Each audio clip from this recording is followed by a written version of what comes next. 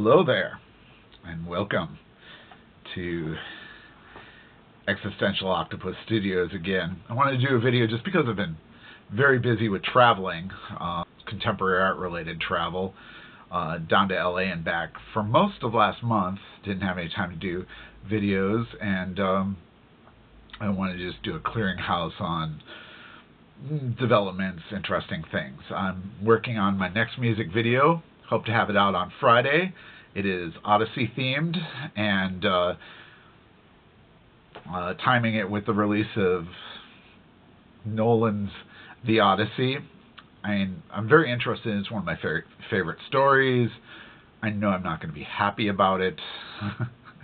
I did rather like the Armand Assante version, but we'll see how it goes. I can promise that my version, because it actually has artwork done by real ancient Greeks in it, will have a claim to being more authentic than Nolan's. But hey, you know, what else is an art historian going to do, who happens to play a lot of music as well? I also wanted to have a theme to this particular video, which is art related, or at least what makes art art. Well, I guess I should get into it. I want to discuss Jack White's foray into contemporary art, the latest Peter Gabriel song. Peter Gabriel has always involved himself in contemporary art, and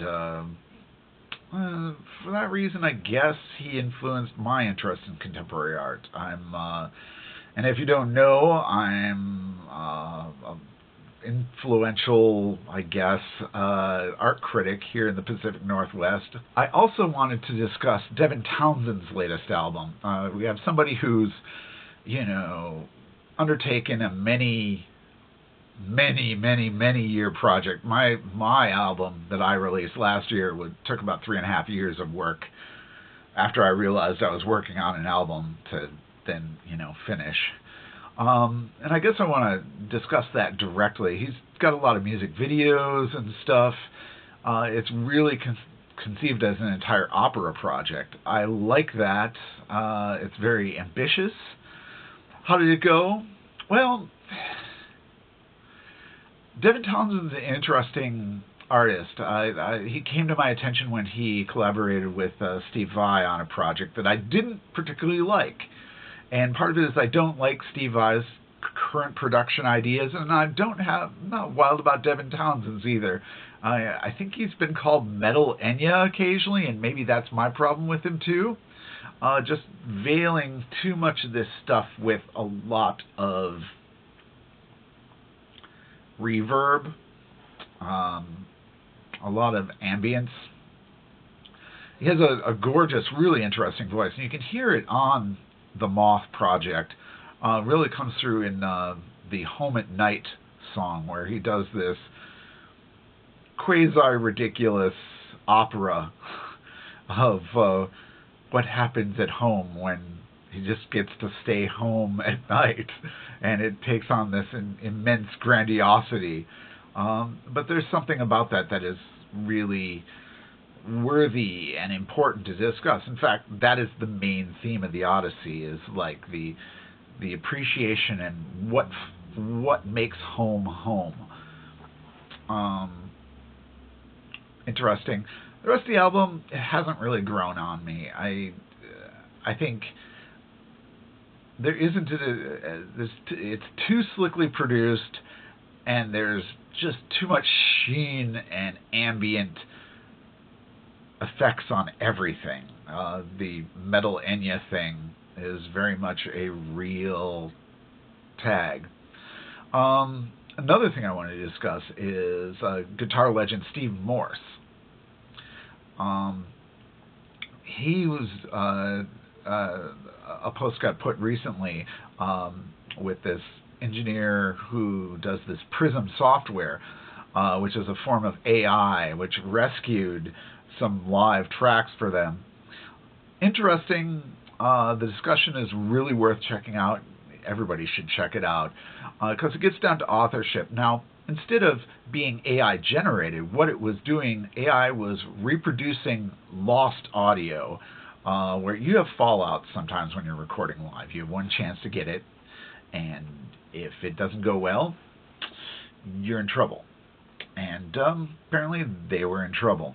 And so, what can I say? They used AI to fill in, where mics had crapped out, or distortions had happened or clipped, or a mic just stopped working.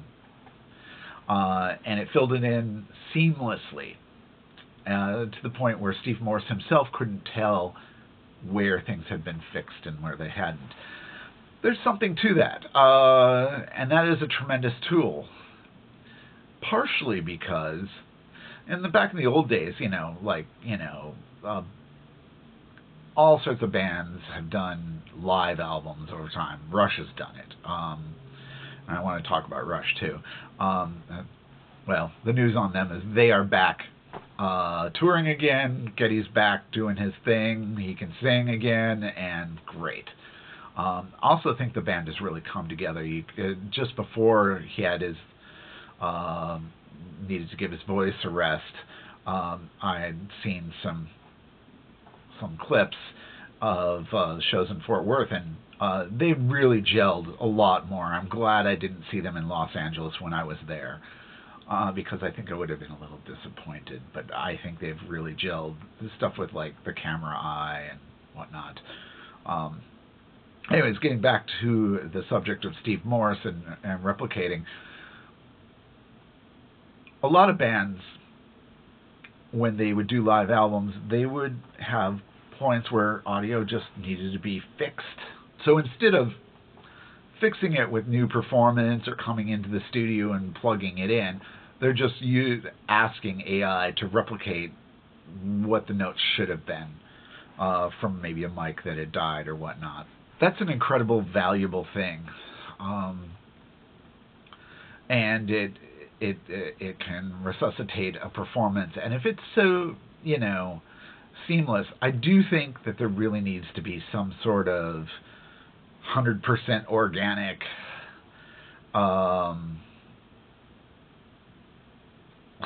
we can have terroir for music production and art production and everything else, where it has a stamp of authenticity, of no AI was used here, or the amount that was used, how adulterated is it, or maybe you're using AI as a partner in your production, and that's fine, but you should be disclosing it, because I think we're at a point where people want to know what they're getting. And if it's 100% AI, and which is a lot of slop right now, but it's going to get better, and you're not going to be able to tell the difference. So I think an organic label will be a good idea. And Jack White has his latest album, Frozen Charlotte, and yeah, I mean, he's a musician I listen to a lot. I really respect him. A lot of shredders like myself don't respect him because they think he's sloppy or something like that. But actually, I think he channels the chaos of the universe in his own special way. It's sort of like people who don't respect Hendrix now. It's absolutely ridiculous. Hendrix brought a really raw edge to his work. What I really want to discuss with Jack White is he's actually now got an art show that's up, a contemporary art show. He's partnered with Damien Hirst, who he seems to be very influenced by. And this Frozen Charlotte album, you can actually see some of his artwork. It has a blue skull and a little tiny body, and it looks like the old form of acoustic paneling, like what you'd see at the Chess Records or something like that in the background. But it also recalls Damien Hirst's polka dots and maybe Angine de Poitrine as well. My video on that Canadian duo is still doing very well. People seem to still look for it, and I do cover things that I don't see other people doing because I simply know a lot about contemporary art. With Jack White, I can also discuss his relationship to contemporary art as well, and obviously he's always been interested in with De Stijl and everything. It's a big part of imagery, and bands need an edge with their imagery as part of their identity and whatnot. And what's interesting about what Jack White has done is he seems to have mined a lot of contemporary tropes. Let's just say I've seen a lot of similar artwork, like using palettes and stuff like that, and covering them monochrome colors. I've seen this a lot in MFA shows. So would it make him stand out from professional artists who only do that? Maybe not, although his connections with Damien Hirst to get a good gallery space, that might be special. But ultimately, I've seen versions of these pieces done by hundreds, if not thousands, of other artists just going through MFA art shows. So particularly the palettes and the skulls. Damien Hirst himself used a lot of the skulls.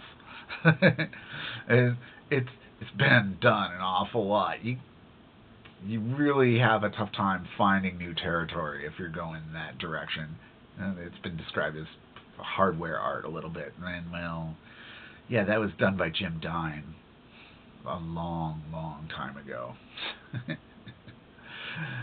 Anyways, I'm out on one of my walks. One thing that I wanted to discuss was the latest Peter Gabriel song called I Belong to the Sky. Really interesting. Reminds me a little bit of the Who's song Eminence Front, because it's got that repeating Yamaha E70 type sound. I don't know if Peter Gabriel used a Yamaha E70, and but what Pete Townsend used, the other Pete, the lesser Pete, as I like to call him, used the automatic arpeggiation function. I don't know if Peter Gabriel did that or not, but I think it's one of the best songs he's done in years, certainly I'd say decades. What I like about it is it kind of answers some of the criticisms I had of that first song he released off this current album, beginning of this year, which is, I felt like it was been undone. It was what it was called. Felt like it was been undone by the production. Like it didn't really let the band shine through. What's great about this latest song is it very much does let the band shine through. I almost feel like Peter Gabriel was listening to me, but I don't think so, because I'm a professional critic and I point out things that are actually obvious. And anybody who has critical thinking skills, certainly Peter Gabriel does, would have known, hey, I got this great band, and am I really letting them shine? Well, on this latest song, they really shine. The kind of this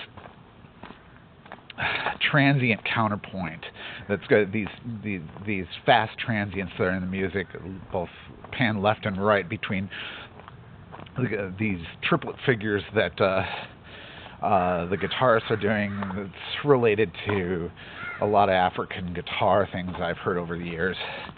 I forget the exact type, but it's interesting, going off of Manu Katche's hi-hat and other cymbal work. It's really catchy and interesting with kind of this E70 type sound.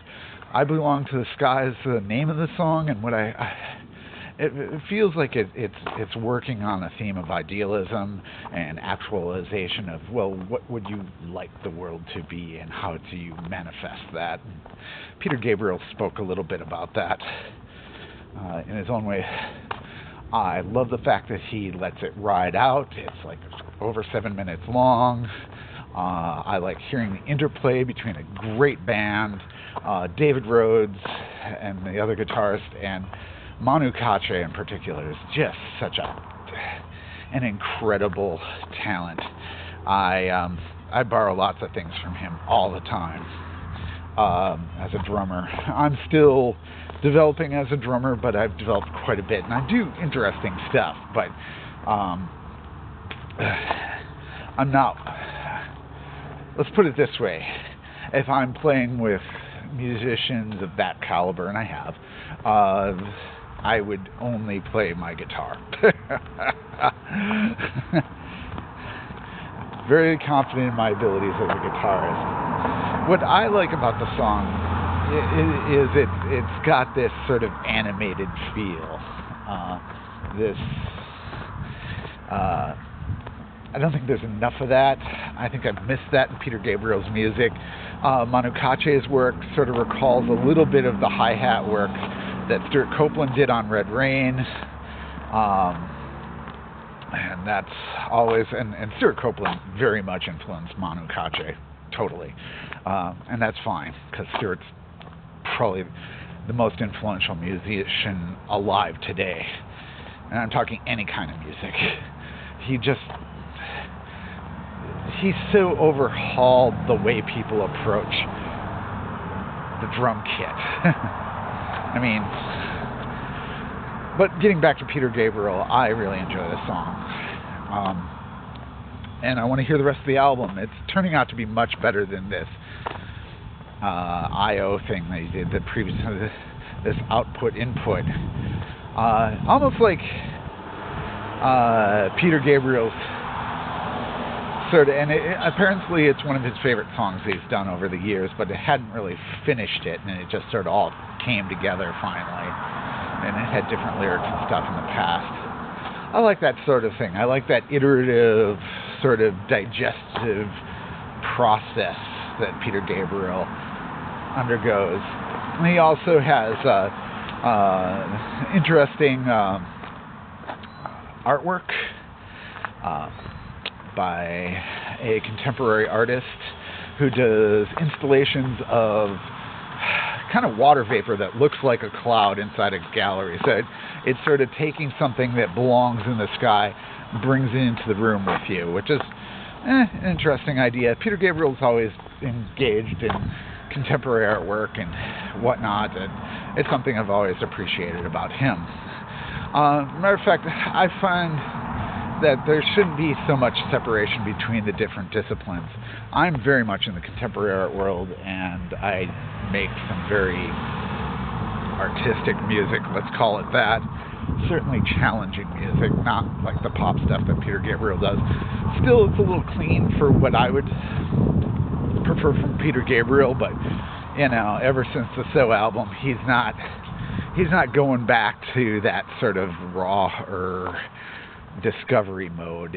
Everything is very slickly produced, and once again, it's Chad Blake, and which is okay. I mean, he's clean, and you know, you got to pay the bills. And Peter Gabriel runs a great studio, and lots of other musicians have used it. So you know, he's just not a one-man show, which I appreciate. Anyways, I really appreciate the song. Check it out. I Belong to This Guy.